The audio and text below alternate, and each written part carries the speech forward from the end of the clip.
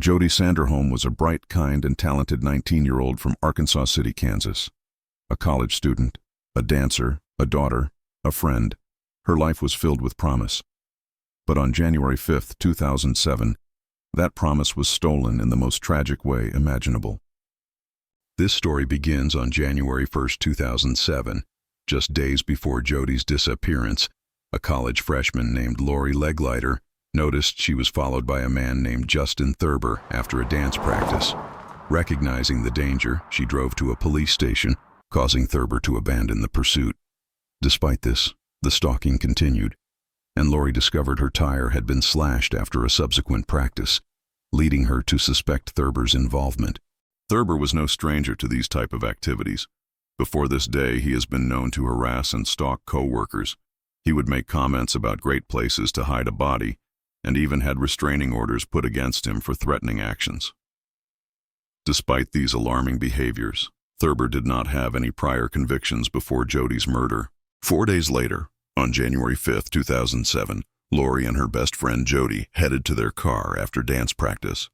When Jodi made it home, Thurber had been lying in wait near her home and seized the opportunity to kidnap Jodi as she stopped at her mailbox.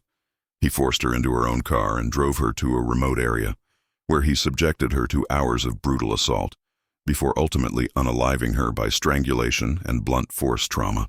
When her family reported her missing, authorities launched a desperate search. Days later, her car was discovered submerged in a local lake.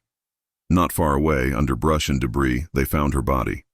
Thurber was arrested, tried, and in 2009, convicted of all charges set against him. The jury sentenced him to death.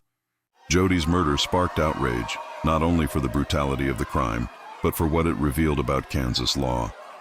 Despite multiple past incidents, Thurber wasn't in a sex offender database. Why? At the time, Kansas law didn't allow authorities to track individuals with patterns of stalking or violent behavior unless they were convicted of specific sexual offenses. That changed because of Jodi. In response, the Kansas legislature introduced and passed Jodi's Law, a statute that expanded the legal definition of stalking and increased penalties for offenders. It also made it easier for law enforcement to act on early warning signs and protect potential victims. Jodi Sanderholm's life was short, but her legacy endures. She is remembered not only for the joy she brought to those around her, but for the law that bears her name. A law that may protect others from the very danger she could not escape.